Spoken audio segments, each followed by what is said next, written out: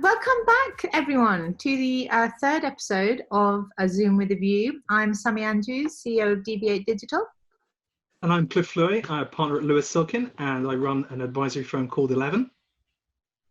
And I'm Stuart Dredge. I am the editor at Music Ally and freelance writer about town.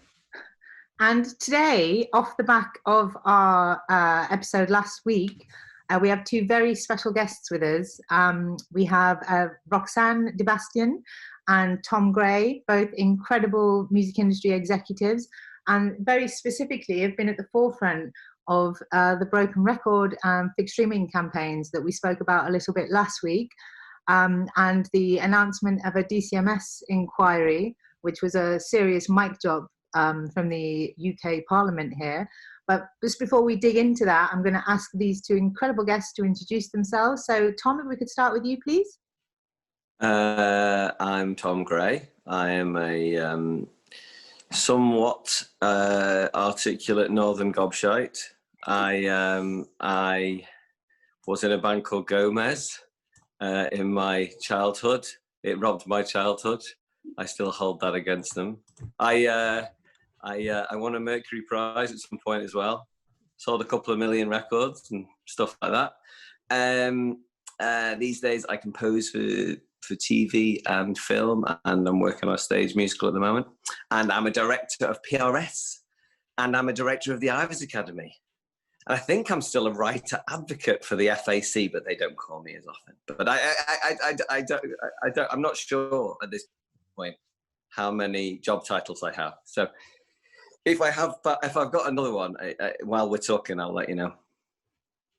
Lovely, thank you, Tom. And Roxanne, if we could introduce yourself as well, please. Sure, my name's Roxanne de Bastion. I'm an independent singer-songwriter. I've just finished my second album and I'm waiting for my Mercury Prize. And I'm a board director at the FAC and vow to call Tom more often. And I'm also a performer board director at PPL. Lovely. Well, I mean, thank you first of all so much for joining us, both of you. We had such a good reaction last week when we just touched on this, and we just thought, rather than as wildly speculating, that it might be good to get people in here that are really impacted and involved. And I mean, Tom, especially, I mean, you founded Broken Record, which is exactly why I'm coming to you first with this question. Who was in your sights when you started this? Because it's not just about the DSPs, is it? Although it's misconstrued as that a lot online. It's labels, I mean, it's black box, it's leaky pipes, it's everything. So, I mean, without wanting to jump right in the deep end, can you give us sort of a wide overview of that, please? Wow, okay. A little question there. It started, I mean, these problems have been around for years, and I've been talking about these problems for a long time, which is why it's called Broken Record, because it's old news. It just fitted the bill well to say it was a broken record and it's a broken record industry. But obviously COVID completely altered the context. And I felt kind of not uniquely placed, but certainly well placed to have an overview of the whole thing. I spent 15 years as a touring musician, maybe longer actually, probably closer to 20 years, touring constantly. I am a songwriter by trade. I could see what was happening. I could see the way the money was dropping out of the entire industry. I could see the way that licensing income was going to collapse. I could see all of these things sort of lining up to make a perfect mess. And thought, well, never let a good crisis go to waste. Let's have this conversation again, because the only thing that's going to be a steady income here, and in fact, it's not going to be a steady income, it's going to go up. Money in streaming is going to go up. If people are staying more time in their houses, they're going to be accessing those services more.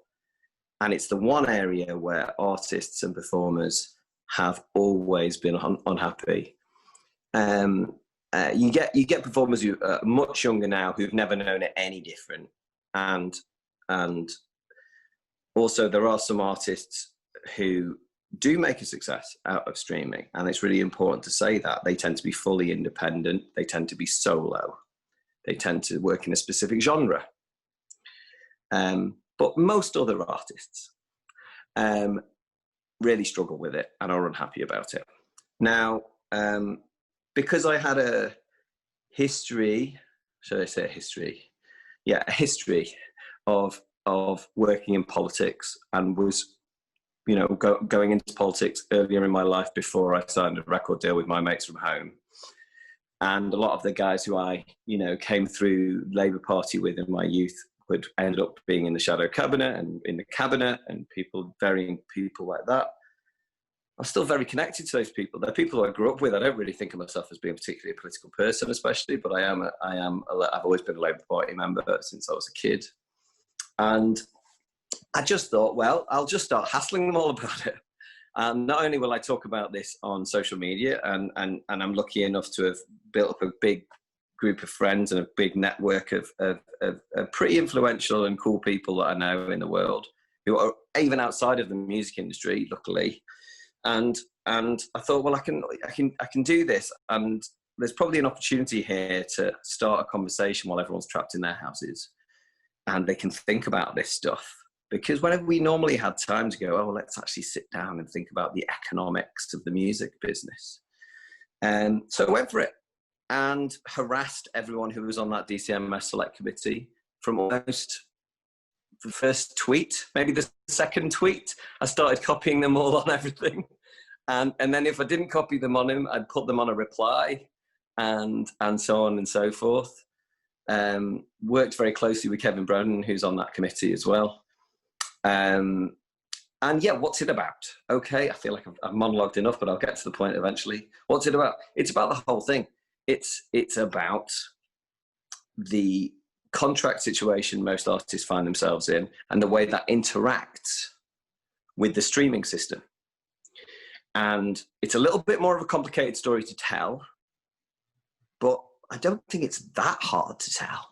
And once you get into it, it's like, well, we can do this. We can talk about the fact that artists aren't getting a big cut of their deals, and that little cut they get is set against a debt in a really unethical way, and their label is doing deals with the streaming service that mean they can cook it so that they can keep all of the cash in marketing and use that to keep their tracks at the top of every playlist, and can keep feeding that machine for themselves.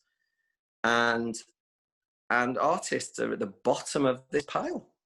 And it's about a market failure. It's about big corporations, slowly but surely, the slow pace, the slow movement towards sort of monstering and eating up all of our rights. It's about the land grab that has been going on, and the historic exploitation of artists.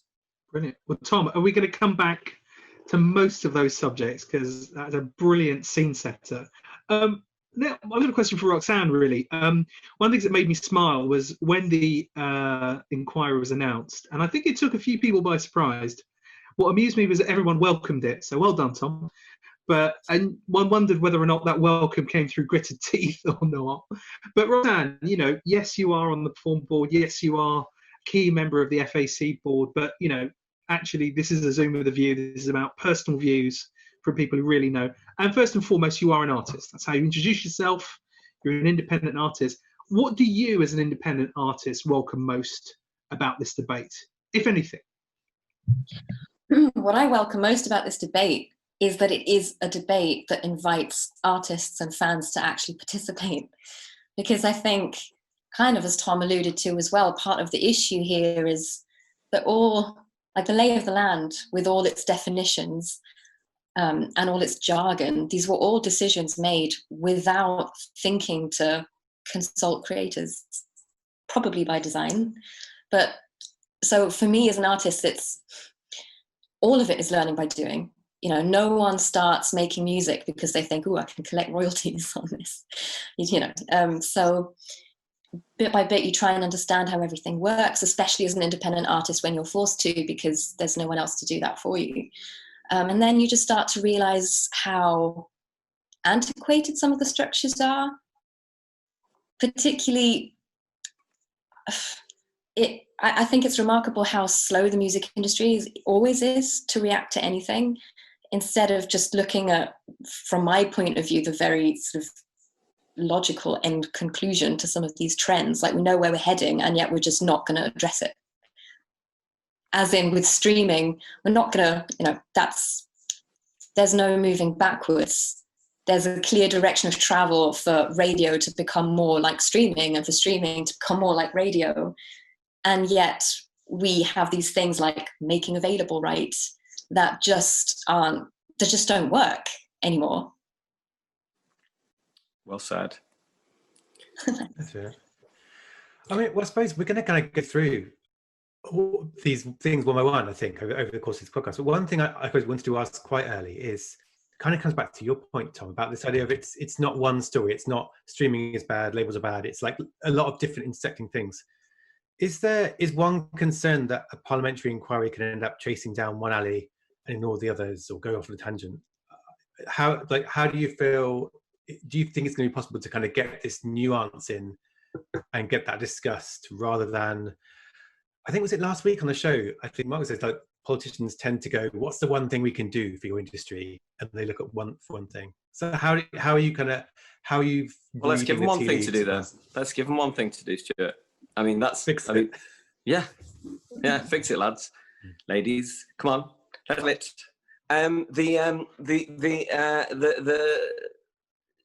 The simple thing is that it's in the licensing. It's in the licensing. So you go, well, how complicated? Look, nuance could definitely get lost in this, and I think if nuance does get lost, it's because the wrong witnesses get heard. And the major reason why that's likely to happen is because the major labels will make sure that the good ones don't get in, because the BPI will be spending most of the money they've got on making sure of that at the moment. So it's the nuance that we have is, can we get the right people to speak in the room at the right time? And if those people do speak, will the narrative become clear? Yes, the narrative will become clear. The narrative is bloody clear. It's like nobody knows where the money goes. It's not like it's that complicated. And these companies aren't held to any account, and artists can't audit them to find out where the money's going. Even though it's written in their contracts that they can audit them, they can't audit them. And if they do manage to have enough power to audit them, they run up against NDAs, which mean that they can't tell any other artists where all the money's going if they find out. It's a horror show. So, if MPs figure out by the end of it, they go, wait a minute, so these people have a contract that says they're allowed to audit these companies, and they can't audit them. Right, there's a problem. Right, should we sort that out? Weird that, because the EU were just trying to sort that out, weren't they? It's like they wrote that in a big document called the Copyright Directive already. It's like somebody already looked at this problem and went, that's weird. Let's stop that from happening anymore. And, the rate that Spotify is the way that the constant downward trend of the amount of money that they're paying. I mean, it's gone down every year except one since inception. And is that a sustainable model? I don't know. It seems unlikely to be a sustainable model. To me, it's like, well, the value's gone down. In fact, it's much worse than that. The value of streaming, the pro rata rate in 2011 was about 0.0075 of a dollar. And now it's about 0.0038. It's almost exactly half. But in that same period of time, the value of money has gone down by about 20%. So it's actually more than half, it's less than half what we're actually being paid from 2011. That's really problematic. And it's ridiculous that anybody thinks that's not problematic. Of course it's problematic. Especially if you're going to devaluing, Tom, just specifically on the devaluing. So there's a lot of people talking about streaming services not having raised their prices whatsoever. Yeah. Is there any evidence that would support the fact that we would add more value if we were to raise prices across all streaming services? And I think we have to be careful also in this, not always to say the word Spotify. The music industry do it consistently, but we're not.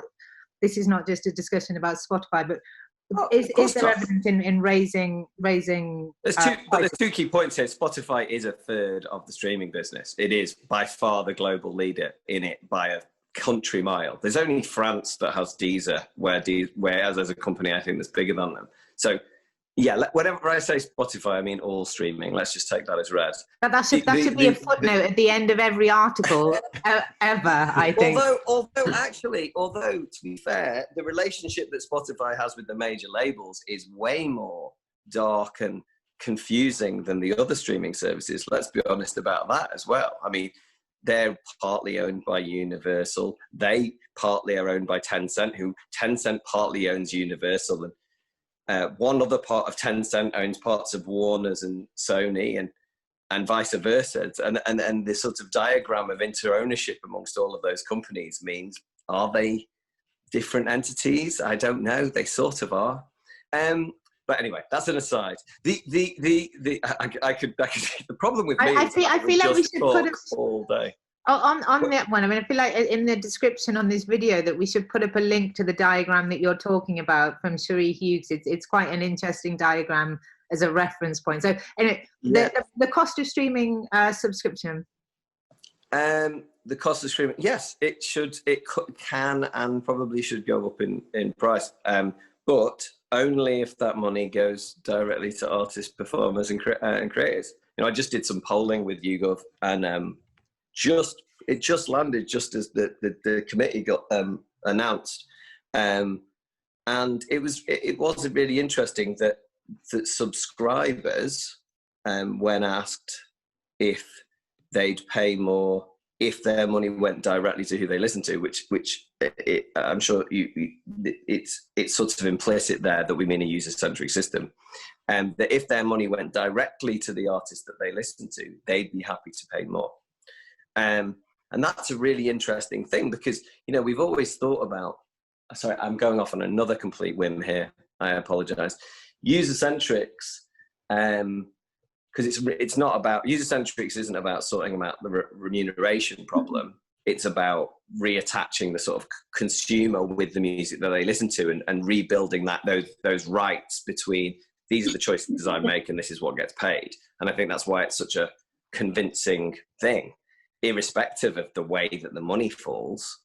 But it's really interesting that actually, if you introduce it and you introduce it for the right reasons, you tell people why you're doing it, there's a very good chance that they'd be happy to support it with their wallets as well. And that's a bit of a change to the conversation, I think. So I forget what I was saying. Am I worried about the inquiry getting diverted? I mean, if they let me talk, it'll definitely get diverted because I'll be talking about 3,000 different things at the same time. All the plates will be spinning and they won't know which one to catch. So I hope you're right, Stuart, and or you're wrong, Stuart, and I'm wrong, and they will figure it all out and know that there's one thing to do. But I think what we're going to do is, if we're sensible, is just ask for one thing, because you're right. And I think it's something to do with licensing. It's either streaming was always a license, everybody. We all know it. It's not a reproduction. How do you do a licensing deal and it turns into a reproduction somewhere on the way back to me? How did that happen? How did you pull that trick off? Which is, I don't know if I need to explain that to people who are listening, but maybe you can. We'll come back to that one, Tom, because I think that's a big one. Or there's the other alternative, which is, as absolutely as Roxanne was alluding to, everything that is being pushed to you from a streaming service, that is being chosen for you algorithmically, like radio, should pay like communication to the public and should be paid out through the CMOs. And at the moment, that's 30% of Spotify and around 25% of all the other streaming services. So, yeah, and then that money would go direct out. That would be a 2/3, if they didn't reduce that in any way, and we got, managed to keep all of that cash, that would be a 2/3 pay increase for songwriters. That would be a 100% pay rise for performers, because they don't get any payment whatsoever through streaming. And artists would start being paid directly as well, because most people's contracts have the equitable remuneration part as a direct payment that can't be kept against their recoupment debt. Yeah, should I give a little bit of for our listeners as well, to explain that? So, for example, you catch your breath. while Tom catches a breath and we get Roxanne ready for a curveball. A key difference is that streaming services deals are done direct with labels, whereas broadcasters and public performance or sound recordings go via CMOs, such as PPL, or even in the US, people like Sound Exchange in the digital world. And the core difference with regard to a PPL payment is actually there's something called equitable remuneration, which essentially means that one half of the monies, being equitable, goes direct to the performers. And Roxanne is an advocate of those performers on the PPL board, on the performer board. Whereas under streaming contracts, the deals are direct with the labels, and all the money goes from the streaming entity to the labels. So one of the things that people often talk about is artists saying, I don't get great payment from labels. Actually, from DSPs. Very few artists are signed direct to a DSP. They will always go through a third party, usually a label, but not always if in terms of an aggregator. And that's one of the things I think that the lens that Tom's been trying to cast onto this, which is, well, what's the difference, right? Is that a good summary? That's very good. Perfect. So Roxanne, just to sort of come back to these contracts that we've talked about as well, because, the Broken Record campaign has taken it from just pure Spotify bashing, which is what the noble sport used to be, and now giving everyone an equal kicking. Let's talk about, you run a conference call From Me to You, which is about aspiring artists and independent artists and people forging their own way outside of the label system. Tell us, what deals, would be ideal for you with regard to things like ownership of masters, how monies are split, how advances are treated. It'd be good if you can give us a sense as to what you think these days would represent an ideal deal, now that all of these unmentionables are now up for discussion. Okay, I'm ready for my curveball. So the whole point of From Me to You was to have a space where we could discuss all these topics, but from an artist point of view, because this is changing, and it's definitely changed since I've started From Me to You. But at the beginning, when I started going to traditional music industry events, if there was a musician on the panel, it very much kind of felt like an afterthought. Like, and now let's hear what the musician has to say. I think, okay, I'm going to be the voice of optimism here. It's a great time to make music and to be an artist, because there are so many more avenues to go down, and there are so many more tools at your disposal. So I think the key, and this is why the FAC is important, the key is to educate artists, as to how all this stuff works, because how on earth is anyone supposed to know? And then just so that the artist can decide and stay in charge, just so the artist has a good basis to form these decisions as to how much they want to give away, who they want to work with, etc. When I first sort of came to understand how traditional label deals work, I thought it was ludicrous. Tom, I saw an interview with you where you were explaining just how what's the word? The recruitment deal works. And any other business, to explain how the music industry and their deals work to any other field that's a fun conversation. It's quite unique in how shit it is for artists. Now, I'm answering this question from a point of view of I've never been offered a record deal, so I've never signed one of these things, so I don't know. So I own all of my rights, and I think in an ideal scenario, you license your rights, you don't sign them away. That's lesson number one. But I think generally that's been the trend anyway, right? Sort of In Germany, Roxanne, you can only do a license. That's the law. Pardon? In Germany, you can only do a license. You can't actually get rid of your copyright. Yeah. Which I think is great. Let's do the German thing. Well, too bad we're taking back control. Yeah. We were going to get it until you said Europe did it, Tom. Sorry. But I was going to add something to what do I think is ideal. Even if you, I'm sort of still, I have a fan base that do all the things you'd want them to do. Like they buy the deluxe vinyl, they buy tickets. They're a small group of people, but they do all those good things. They don't listen to my music on Spotify. This is somewhat a genre thing, and this is also this sort of independent music thing. Some of my fans don't use Spotify because they want to support artists and they feel that's not the way to do it. Now, I know it's almost like you're constantly trying to juggle these two worlds, because I've had labels and managers and booking agents pass on me specifically saying, you really need to work on your Spotify stats. And they don't say streaming stats, they do say Spotify stats. So now this is in itself is nothing new. Before that, it was, well, how many Facebook likes have you got? I'm not sure. How many MySpace friends?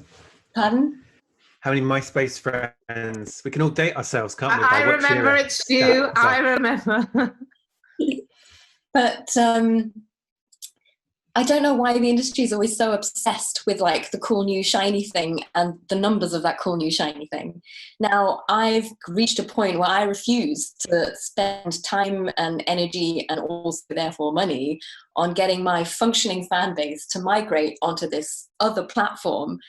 Where's the benefit of that to me? So again, I think it just comes back to educating artists, really making sure they understand where they want to go in their career and what the stepping stones are to that, and the ball is in their court as to how they want to build their career. Does that answer the question? Yeah. Well, one thing we were talking about, one reason we were asking that was, I don't think it's two separate issues, they're linked. Like one is, I guess, contracts in the past, kind of going back to black artists in the 60s and 70s on awful, terrible deals, through to like the 80s and 90s and the CD era and the deals then that you went through to Tom and other, and fixing the historic problems. But then looking at today, what's happening with deals today? Are things more positive as young artists now? Are there more young artists who are choosing the independent route and doing well?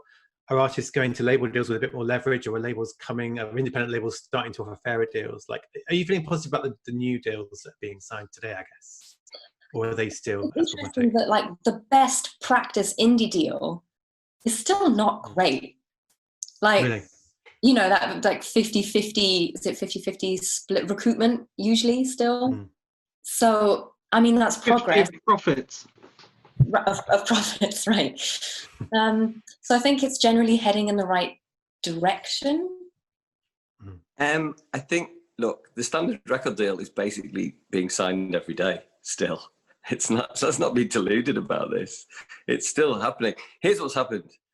The independent sector has grown around the majors, right?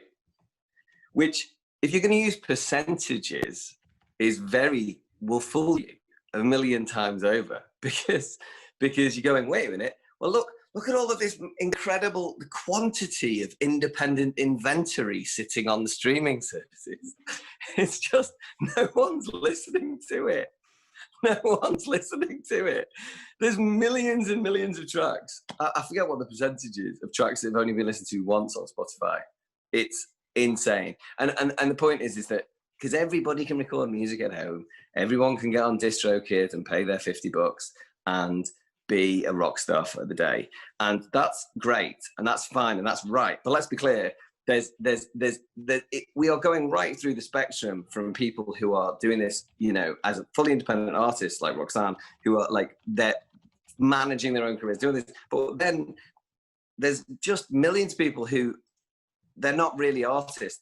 This isn't really what they're doing. This isn't really their thing. So when we're looking at the inventory of music that's independent, I think there's an awful lot of false statistics baked into that, that is just nonsense. So there was actually a stat at Mead End this year that the head of SoundCloud was talking. He said, I think they have 25 million creators on their platform. And I think, I'll check it, he said that over 12 million of those get heard every month, which kind of said more than half, no one listens to them at all. And it was kind of quite a telling stat, I think, that no one would normally talk about. But what's worse than that, Stuart, is how many of the 12 million are people checking out their own tracks on SoundCloud? And that's the truth. Or how many album samplers that are being sent around the industry on SoundCloud is also. So look, that's all. That's it.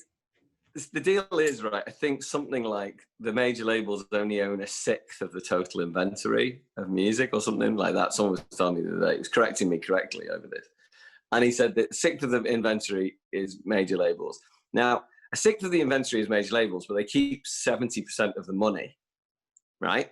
So 1 in 6 records are owned by them, but they make 7 out of every 10 quid that's in the system. How are they doing that? It's weird, isn't it? It's almost like most of the music that people are listening to is owned by the major labels. Oh, wait a minute. Let's look at the UK top 50. Every single week, between 80 and 90% of the top 50 is major label music. How are they doing that? How is it being done? Are they just much better at everything? Can they juggle as well? I mean, is it what? Juggling is good. I've got a stat on that too, actually. There was Alpha Data, who are this US analytics company. I think they said in September, 1% of artists account for 90% of streams. Yeah. And I think the top 10% are 99.4%. So yeah, like it's really concentrated, isn't it? It's super concentrated. And of those artists, the vast majority of them are in major label deals, right? So that's what's happening, and that's why, you know, I don't mind. It's quite funny when I get sort of like shot at. I mean, I've been shot at a lot by people who sort of work in the independent sector, and you know, especially companies that kind of are trying to engage in getting young people. I've seen the Twitter arguments, Tom. I've seen the Twitter arguments. Yeah. Who are trying to get young kids to just stick their work online and hope for the best and pay to use their systems and stuff. And I'm like, obviously, this is all really great. This is a wonderful democratization of and access for people who want to do whatever they want. And that's absolutely great. But let's not pretend that these people are in the, you know, at the coalface of the industry and where the big deals and the big money's being made. And even one of the biggest problems we have is the fact that we've almost complete. I mean, like, I even started off when I started Broken Record, I mentioned it a bit, and it's the loss of the middle class in music that is terrifying, because, you know, there are not enough artists who are making enough money from their recorded music to pay their rent or pay for their mortgage or whatever. And that is the thing that really worries me, because, like, if everybody has to stay on the road forever, we're not going to have a music business. It's impossible, you know. And there's only a certain amount of your life that you can do that. And I was on that bus, you know what I mean? I rode that bus for a long time. You know, I had years where I played over 250 shows in a year, and, you know, and did very, very well. But at a certain point, you've got to put your feet up, especially if people like your music, like hundreds and hundreds of thousands of people like your music. If hundreds of thousands of people dig what you do, be it bloody origami, you ought to be able to make a living from it, right? You ought to be able to pay the rent. So something's wrong fundamentally where you have to be a 50 million artist to be making the proper money. There's something, we built a system that has disenfranchised working artists, you know, and that, I just think it's really bad for culture, if nothing else. Right. Well, just even on that, so I mean, we touched on it earlier slightly on user-centric, and whether that is a sustainable, you know, is that a sustainable alternative? What are the issues around it? We know that, you know, there are DSPs that are championing it. We know that there are labels not so keen. We know that there are tests in progress. We know that there are reports on it. I mean, realistically, is user-centric ever likely to happen? And I guess, well, what are the main benefits as you see it? Tom, that's for you. As I said earlier, I think one of the big benefits of user-centric is reattaching the consumer with their music. I think if you rebuild that relationship in the central financial transaction of streaming, it starts to make it a lot easier to start developing the other relationships within streaming, like buying tickets from artists and I don't know, tying in their Patreons into streaming and doing all the other stuff, because there's a sort of, you're creating a direct channel of finance between it, and you're saying, you know, when you listen to this person, this amount of your money is going to them. That's what we're going to do. Most consumers think that's what's happening anyway, but are delusional. That I think is really great. Now, and as I said, it might mean that they're happier to pay more for it if they know that it's happening. And well, part of it is telling them the story of the fact that it's not happening, so they when they find out that it is happening. That was one of the fascinating things, Tom. Sorry to interrupt there. When Broken Record was really kicking off, one of the most interesting things that I saw was actually the consumer, our fan engagement, going, "What do you mean that wasn't fucking happening already?" Because why would they think that it wasn't? And that was a real, I think, turning point actually in your campaign on actual fans going, "What? This? How does that work?" Yeah, I mean, I don't feel bad about it. I've used user-centric as a campaigning tool. It doesn't sort the remuneration problem out. Well, it does. I tell you what, something that it does, it might really help the middle class, because in some ways, what it definitely does is help people who have like subscribers, not people who listen to you, but people who are like subscribed listener, like artists who have like a fan, people who come back again and again and again. Those people do better out of user-centric. So that's interesting. Is it likely? Deezer have tried very hard. I spoke at length with Louis Alexis Gemini, who is I think the chief exec of Deezer in France, and I get on great with, lovely man, and they just can't get there. And well, why do we think they can't get there, Tom? What do we think is holding them back? One or other of the major labels has stopped them in their tracks, and it's as simple as that. I don't know which one. Well, I do, but I'm not going to say, am I? and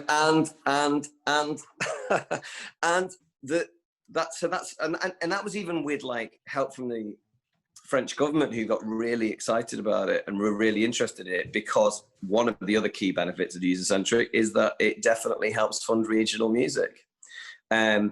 And if you're looking for the culprit major label, find out which one of them owns the least French music, and I reckon that's probably the one. If you want to sniff it out for yourself. Is that the problem with some user-centric? Is like it kind of falls down if one big player can jam it, can't they? I guess, and it could be a big collection. So like even I think some today, even no one quite knows what it means. That's why we need a trial to understand it. But if one person can jam it, how on earth does it happen? Like what's needed, do you think, to kind of make it push talk through about that? a thing that reinforces that the whole system is a licensing system. Mm-hmm. It's this, right? Mm-hmm. Unless you have the license for one of the companies that own like 15% of the music in the world, or 30% of the music, well, not in the world, but of the music that's making any money, then you can't do it, because you're going to lose 15% of your business, and because it is a license, but it's a licensed business. You know, if it was like supermarkets, it wouldn't be like, you know what, we're going to take our chickens out of your supermarket because we don't like the lighting. You know, it's just ridiculous. And yet that is the world that we're in. It isn't where they just have to make it available to whoever wants to sell it, which frankly would be amazing, wouldn't it, if they were forced to do that? You just got to, just sell your stuff, everybody. Because there are some really brilliant, I mean, like, Cliff will talk to this. There have been some incredible startups over the years who've had better solutions to streaming, better ways of doing it, but can't get there. Why? Because of the stranglehold over the existing streaming systems by the major labels. It's a fact. There's no other reason for it. We're not going to get an alternative, and it's why we haven't got we didn't get the electric car or whatever else, you know what I mean? It's big corporations standing in the way of progress. Simple as that. Well, look, speaking of, we've done a bit of label bashing. Now let's go back to the noble art of streaming bashing. Roxanne, Stuart nearly got Daniel Ek to break the internet when he seemed to suggest that really, well, he said a few things, actually. He said that it's not really in any artist's interest to speak up who are doing well out of it, but also there seemed to be, some people inferred at least, that he was saying that it's up to artists to adapt to streaming in their cycle of releases, and that actually just because the playlist model doesn't fit the album one, that means that artists need to adapt, and it needs to be a continuous cycle and a continuous engagement. And most of the artists on my socials went bonkers. And it's the first time I've written an article where someone in REM has told someone to go fuck themselves on Twitter, and it was my fault. You got Mike Mills to get very, very sweary on that point, as it were. But actually, Roxanne, playing devil's advocate, as lawyers are allowed to do, did he have a point? I mean, from me to you guys were very, very much talking about having to have that continuous touch point and have a different cycle, and lots of managers and labels I speak to basically say this is necessary. Your thoughts? I mean, it came across badly, didn't it? It came across like really arrogant. You blaming the editing? I blame the editor, yeah. This is my issue. So part of my issue is that what Spotify is sort of selling itself as, it's not what they are. And what they are, I mean, as a user, I love using Spotify. All the music you could possibly want for $9.99, what's not to like? But so many of my artist friends who have, earnest album careers, have reached a point when they're like, so I think it's just being next to Sammy on this stream, but I feel a bit more sweary today. But sorry about that. I have that effect on people. I can't explain it. They all reach a point where they're like, fuck it, I'm just gonna write and release soft piano music to fall asleep to. So much of the most successful music on Spotify is for passive listening, is music to make your baby be quiet, or music to fall asleep to, or literally silence. That was a good stunt early on from that band, just racking up streams of Wolfpack, wasn't it? I think. Yeah. I'm not sure, but yes, I'm going to say yes. But to answer your question, I think he had more of a point than it very much kind of got drowned in the tone. To a certain degree, independent artists are, we're so used to making things work when all the odds are stacked against us anyway. We're used to having to pivot, which is why so many artists who work independently are doing really cool, innovative stuff now throughout this sort of pandemic. It has influenced release cycles, hasn't it? It's already, for so many artists, they've got an album, so the album still exists, but by the time it comes out, each single track has already been released as a single. That's not what I choose to do for my music. I don't inherently have a problem. I don't even have a problem with Spotify saying our platform works best for this type of model, but it becomes an issue when that is sold as the only way and the new way to do things. and not acknowledging that there are a myriad of other avenues you can go down to build an artist career. I mean, that's one of the things I feel about, because that interview was like just a transcript, basically. Like there was no messing around with his quotes or chopping it up to make it. That's what you're saying now, Stuart. It's true. I'm an honest journalist. Those things do exist. But like, I had 7 minutes, and I think actually, if we carried on talking, I would have asked that, and he would have probably said, "I'm not saying this is the only way," because I feel like almost since that, amid this crisis, it wasn't the interviews part, it was the crisis. I feel like people have been talking about, for example, Bandcamp as the anti-Spotify, and that's getting a lot of press inches saying, actually, Bandcamp is a thing for musicians. There's a lot of stuff about Twitch and Patreon, all these things. I feel like maybe this stuff is getting its moment in the spotlight too. And artists who are using it, their success stories are coming out. Like there is almost a message of, actually, I think the thing that really pissed me off was like, there was a comment about you need to work hard, and the implication was that if you weren't succeeding in streaming, you weren't working hard. But actually, a lot of artists are working really hard and doing well, but it's maybe not, like you said, your numbers on Spotify aren't reflecting how hard you're working and what you're doing. And then, sorry, you speak. Sorry. It's not built for me in that sense. It doesn't work for me, and yet I'm expected to fit into that mold. I agree. And then, so this is like a bit of a wider point, but I'm so tired of us being told that what we do is a hobby and not important. And like Fatima, Yeah, retraining, upskilling, reskilling. Here's cyber's really, really good to get into at this moment. Is this not us doing cyber? Are we doing that? We're retraining as we speak.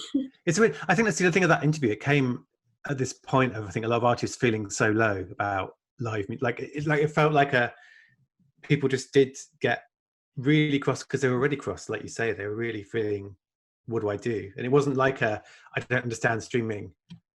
Like that whole kind of, I don't understand streaming, I'm just going to rant. People what they're cross about is that they worrying about paying their bills and keeping their house and surviving. It fundamentally didn't understand that artists already, one of the things that an artist does fundamentally is quality control, right? And if we released every piece of shit that we wrote, nobody would like us, Daniel, right? For every good one we do, there's 20 shit ones that we put in the bin. We work furiously hard. I would argue that some people have put them out too, to be honest. If we had you got to save those for the box set. Haven't you? Like 40 years time, suddenly that's exciting. Exactly. Like 20 takes of these chestnuts, and it's just ridiculous. He fundamentally doesn't understand how music gets made, and the man's been running a music company for how long? That's what was outrageous about it. It was stupid. It was thick-headed. It was tone-deaf. It was ridiculous. The man desperately needs a musician on his board. He hasn't got a clue. It's like, mate, that's just not how musicians work. It's not how they think. It's not, you're mad. You're actually mad. If I was joking with me and Guy Garvey were joking about it. We were going, what we'll do is we'll record an album of 600 tracks, and the only lyric we'll use is "baby," and it'll be a 60 album set, and it's going to be called Daniel X Wet Dream, and we'll release it onto Spotify, because that'll be great, wouldn't it? Having 600 tracks of me and Guy Garvey shouting "baby, baby, baby, baby" for several hours, because that's what the world needs, Daniel. Just needs more air filled with noise, because content is king. Wow, I think we know what Tom thinks. You need to just choose the good tracks from the baby sessions. But in a way, like it's some of this about releasing rather than creativity. Like if you've got an album, like Roxanne says, you've got an album of 12 tracks, you can release one a month over a year. And I think it's weird, especially if you're one of the young people, you're on TikTok and Instagram, and you are continuously in contact with your fans. Like some of this stuff maybe is like, how do you release the music rather than how do you create it? And some of it maybe is organic stuff you do if you're into those platforms. And if you're not, that's where I worry that the artists I love who aren't, that isn't their passion, that is a cycle, but they still make wonderful music. That's where I worry. I've not spoken to a single young artist, right? I'd love to meet one, because it'd be great to meet one who this isn't the problem, right? Where they're like, all of this social media engagement, is making me insane. And my mental health is deteriorating at a rate of knots, and it's making me miserable. And the record company is having to pay a psychiatrist because I'm doing this all day long, every single day. It's, you know, that, I'm sorry, Daniel, but like your model is making people sick. It doesn't help. It's not really how we should experience it or engage with it. So find a way, do your homework so that there's a better way for people, because this isn't it. It's not like, well, we need to be able to jam it on a new music playlist and therefore it will engage people. That isn't how, you know, we need to engage people. We need to engage people by doing something brilliant. That's how we should engage people. This kind of brings us back to the beginning of why Broken Record Campaign is like a holistic thing. Because so now we're in the situation where live is gone. It will come back, but we don't know when that is. So we can't plan our releases. And it was always hard to find or grow a fan base as a new artist. You know, support slots like Gold Dust, spot plays on BBC Six, Gold Dust, so much competition. And now you don't even have that sure traditional way of at least getting 10, 20 people at a time at shows throughout this pandemic. So everyone, sort of the most inquiries we get at the FAC are, should I pay this person £3,000 to get my song on Spotify playlists? And just to which we say, please don't. No. The answer to that should usually always be no. If there's anyone watching who's wondering, fucking charlatans. Carry on. And just the question, how do I grow a fan base now that we can't do that one thing that was kind of still working for some people? So it's just something has to happen. That makes sense. And we've actually got a system, because there are three of us asking questions, of we message her saying who's going to ask what, and I've got both of the others now shouting leaky pipes, black box at me in all caps. So I'm going to do that question I was supposed to ask. Spoiling the magic there, showing how the sausage is made. Well, you know, I think transparency is the watchword of the industry. I mean, this idea of, we're talking about like the money being paid out, money being out, and one of the things I think that's come up a lot in this DC Smith inquiry is this idea of there is money in the system that isn't getting even paid out, let alone unfairly paid out. What are the issues around that, I think, in terms of how we find out what it is, where it is, who it's going to, and is that going to be a big part of solving this, like finding the money that is there that could be being paid to artists? Should I pick? I mean, yes, is the answer, because I just think you have to get to the bottom of those licensing deals, effectively. That we're told, okay, so there's a thing called breakage where record labels get overpaid by streaming services on a monthly basis, because the streaming service overcalculate how many streams that label is going to get at the beginning of the month, and at the end of the month they haven't got it, but the record label has been overpaid. Now we're constantly being told, oh, you know, breakages is down to almost nothing now. It's not really there. But then I hear another tale of, oh, actually they're still making millions and millions from it. So you never really know. And because none of us know, and because none of them will come clean with us, and we have to just work on hearsay, we're left in the dark there. And of course that money, breakage, it's not as money completely unassociated with a play on a streaming service. So the record company can just keep it. And then on the publishing side, we have all of this money that gets paid through that we just don't know whose work it is, because the registration is wrong, the data is wrong, the metadata, as it's known, that's written along with the track, isn't there. No one's ever done anything legally to make sure that the recording and the copyright stick together properly so they speak to each other.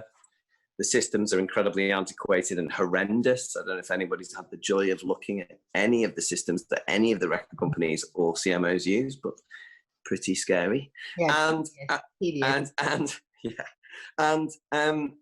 So what happens is all this money lands in this what we call the black box, and unless someone makes a claim on it within a period of time set out within the statute of limitations, if no one comes and gets it, then we have to find a way of distributing it. And the way the music industry has found for distributing money at all times is to just give it to the biggest people in the room with the most power. Which sounds really fair, however you want to look at it. Sounds like the fairest way, you know. Obviously, it must be the case, right? Because like Universal make 30% of all the money in the music business. So if there's all this cash here, and we don't know whose it is, 30% of it is probably Universal's, isn't it? I mean, because Universal don't know how to write an ISRC code on one of their works. They don't know how to properly like write metadata into their work. So that money we don't know who that belongs to is probably must be theirs. This is a huge issue, though. I mean, I know it's been coming up for years, and I know it's going to come up over the next couple of weeks and months, because it is a real issue from everyone's side, that there is a huge pot of money, not disclosed amount, but we know it's shitloads. I think I can technically say technical terms, shitloads that gets paid out on market share, which is mad. And we all know that there's technology there, but there's also, I was having a discussion with a manager last week or the week before that said they've been going through a statement, and they just this, where are we now, October 2020, just received some money for some streams in 2015, and that's from an international collection society. So even when stuff is being paid through, it could take 5 years to come through, and there's a serious problem there, isn't there? And I think it's important, when we do look at how broken some of this system is, that actually it'd be a brilliant thing if we can pump more money in, but if that pipe's still leaking, it's actually that's still detrimental also. So we do need different sides of the industry to take some responsibility, and everyone's always with the finger pointing. Like we've said on this before, I feel like you need all the fingers to point at people, because everyone wants to. And it's not like we're moving in the right direction here, Sammy. The MLC in America basically looks like it's being set up to be an even worse black box situation than we had before. It's like, great, hooray, let's keep moving in the wrong direction on this. It's just unbelievable. But it's this thing like streaming services would love to be able to just do a blanket license, so they don't actually have to provide any data, so that we could share out all of the money in the system based on a market share basis, because that would be great for artists, wouldn't it? We could just go, oh, what? It's probably Elton John's, isn't it? It's probably Elton. We'll just give it all to Elton. Because that's what if they got a blanket license and then did user-centric? Like one fell swoop, like we're going to have a blanket license and we're going to pay it out to only the stuff that was listened to. And we're going to build our own database. Like maybe that's the dream that the politicians. Well, I think blanket license is a disaster for artists. So it's because what happens in blankets is across the board is that then you can never get all of the data. So you have to come up with analogous models, and nobody can get that right because everybody on some level is incompetent. And you end up, giving money to people you don't even, not really sure it's theirs, but you're giving it to them anyway. These are all, it's incredible the decisions that CMOs have to make, because we don't know where the money's coming from necessarily, because, for instance, a broadcaster hasn't supplied the accompanying data with their blanket, or they've only supplied half of it, or they've done, there's no like happy solution to this, where you suddenly, unless you do something legal and kind of go, you know what, you all have to meet this data standard. Yeah, by the way, I think that's what's needed, is a minimum viable data standard across everything. But also at the moment, if there is an issue, there's actually not that many routes with the CMO to complain or audit or track complaints, which is also fucked. In a slightly more positive note, we have companies like AWOL saying that they have artists making over £100,000 a year. So what do you both make of that? Are you happy that there is some positivity and that there is a potential way out of this, that there are good deals there that people can do? What do you both think of those sort of statements, and that they're not the only ones saying it, so we know it's happening in a few places?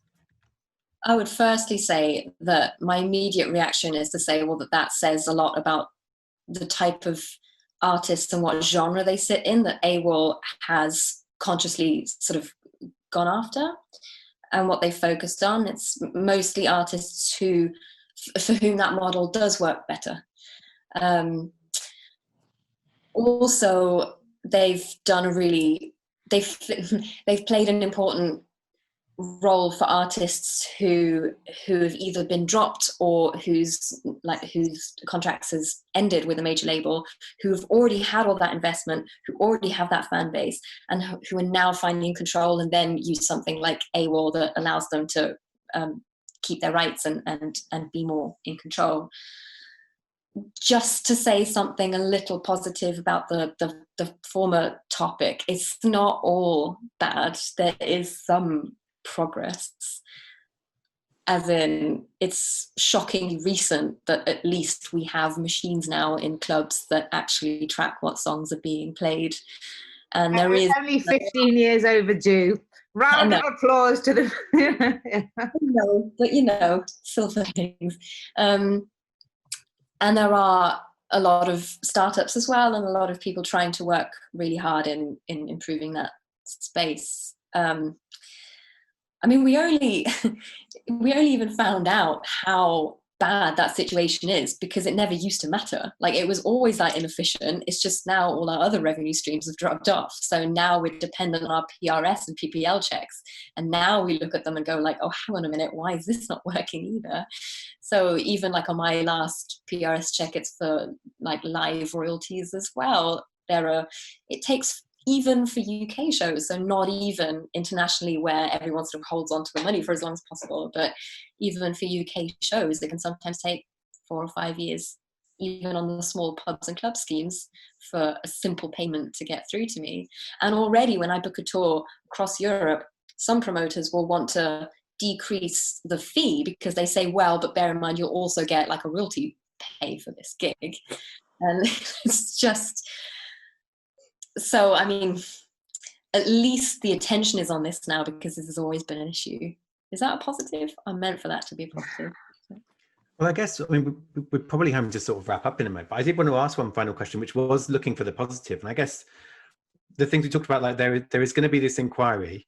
And I know, Tom, you've been already on Twitter. You weren't like, winning the inquiry wasn't the end of it. You've been on saying we're going to get everyone to put their voices in, submit their stuff, get their people heard. So there's that happening. There's this chance to have this stuff talked about. Like the PROs have got boards of performers and songwriters, and you're both on these boards, and you're able to kind of advocate in there. I mean, do you both feel positive about what's potentially possible in fixing the stuff and getting musicians paid, but also getting musicians to feel like it's not, it sounds like it's not hopeless, which would be a marvelous thing, but how are you feeling about what we could see in the next year in terms of stepping forward in the right way on this? There's always an opportunity to do things better, it's called progress. Simple as that. It's just an opportunity.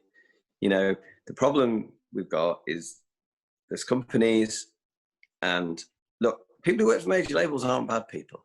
Some of them are, but they're not bad people, and they just answer to their shareholders. That's the only people that they answer to, right? So they can't do anything which actively decreases the value of their company to their shareholders, or they'd lose their jobs, right? So we know they can't sort it out. They've got themselves into too good of a position, which is exploiting our work too well for them, right? And they can't let it go because it makes too much money for their shareholders. So they, that's a problem, because so they obviously need somebody else to come along and go, well, we have to change this, I'm afraid. And then their shareholders won't blame them, right? Which is one reason why governments have to be involved in these kinds of things. And then, same with the streaming services. The streaming services have just work on this venture system. They don't seemingly care at all about profit, which is a very unfortunate thing, cooked into a system which sets the value of all the music in the world. Because, market economics don't work in a system where companies don't seek profit. And I know that, and I only did GCSE economics. So that's a problem, and we have to address it, and we could make it better. We could say, you've got to get to profitability at some point. We should say to their investors, which is what I've been trying to do as well, is talk to investment companies and saying, what are you doing here, guys? Come on, give them a prod. These guys could be returning you a massive profit. Why aren't they? Why don't you call in that money you've been sticking in them for years instead of just watching your share value go up? Go and ask them for a profit now. It's about call time on this nonsense. So I'm not hopeful, because we've been in this same situation forever, as far as I can tell. But am I willing? Are there enough people who are willing to try and shake the tree? Yeah, there's a lot of us. And are they good people? I think so. So, yes, I'm a happy soldier, but I'm not hopeful. Is that a good way of putting it? Oh, there was us thinking we'd end on a positive note. Yeah, well, Roxanne, actually, pressure's on you now to end positive. But I mean, I came to your conference, and it was a room full of independent artists who actually were all talking up positively about what they were doing and how they're doing it. And they were sharing ideas, and it felt like a super positive kind. It wasn't everyone just gathering going, "Oh my God, we're all in trouble." But so, from your point of view, when you think about artists, how are you feeling? Like, do you feel hope? Can you sort of add some hope in to Tom's kind of? Am I being bleak? Really? I don't feel like I'm bleak. I'm doing it with a smile. If I smile, does it not make it less bleak? Makes it more. Sorry, Roxanne. Answer that question. I apologise. Oh no, fine. Your bleakness is welcome here. It always makes me really happy, that room full of artists. There is a really special energy there, and I'm really happy that I was able to help create that thing. But yes, I am hopeful. One of the reasons I'm hopeful is that I'm on a board. Like, I'm a board director, and I still can't really say that without making a joke or sort of saying it in a wacky way, because it's really new that we as artists, as women, are on these boards, actually being a part of a conversation. And yes, it's about time. Should have happened a long time ago, but that's a really great thing. And this year has been so interesting for so many reasons, but I've had so much positive experience, and people are reaching out, supporting each other, and we're having these conversations. We have time to have these conversations. This is the first time in 6 or 7 years that I've been in one place for longer than 2 months. It's weird, but it's been amazing to have a moment to breathe, to actually look at the situation. And so many people have sprung into action to try and help, whether that's help musicians or whether that's PPL or even Spotify. To some degree, everyone has had a good intention and has tried to do a good thing. Now, I think historically music industry has been really bad in sort of presenting one united voice. So I fear that it's going to be a challenge to just ask them to do one thing, but I think that's what we really have to do. I think it's really, really important that we get all our ducks in a row and really use this moment well. And I think if we do that, then yeah, a little optimistic. I didn't mean to squash down on bleakness as well, because both of the things you're saying, this full spectrum is important. So yeah, I'm not telling anyone to cheer up. I'm very happy, Stuart. I'm very happy. I'm a very content person. Don't mistake my lack of hope for an inner bitter, dark kind of place. No, we wouldn't, Tom. We wouldn't do that. But just on that, before we close this out, but that for me feels like a really important thing over the coming weeks, months, and years. That actually, I know everything. We're lots of us on here are on board. That there are every sector of our industry and every different group of our industry has one thing in their mind that they would like to change. But actually, it's probably worth people trying to align on the things that we can all agree on that could force some change, rather than fighting out in public, especially all the shit that we probably can't just yet, and actually trying to find some common ground between different groups, between different sectors, to find something that is achievable, that we can go through the government, even if it just opens a door so that we can then go and do something else. Because that's my hope and my fear, is that may not happen. And I really do hope that people can align somewhere. But we've gone way over today, I think. Well, no, but I mean, so I was just going to say, I mean, I think that's most of it really, which is that, I mean, we were taken aback by the DCMS mic drop. We immediately wanted to get the people who were kind of responsible for it. So it's a genuine privilege having you guys on our humble pod. It's a young thing and it's growing, but it's a huge privilege having with you. And I think most importantly, actually, what we always wanted to do as a Zoom with a view was actually to replicate the kind of conversations that Sammy, Stuart and I have in the open. And actually having all of these things that I've had them with you, Tom, I've had them with you, Roxanne, separately as well. How do we get these things out to the open? And the DCMS inquiry, if anything, will get some of these things out in the open. And actually it'll be fascinating to see what happens to these things when the light hits it. But I have to say a massive, massive thanks to Roxanne de Bastion and to Mr. Tom Gray. We are going to watch this very carefully. And yes, you will be coming back when we see exactly what good you've done with this Broken Record campaign. Thanks, guys.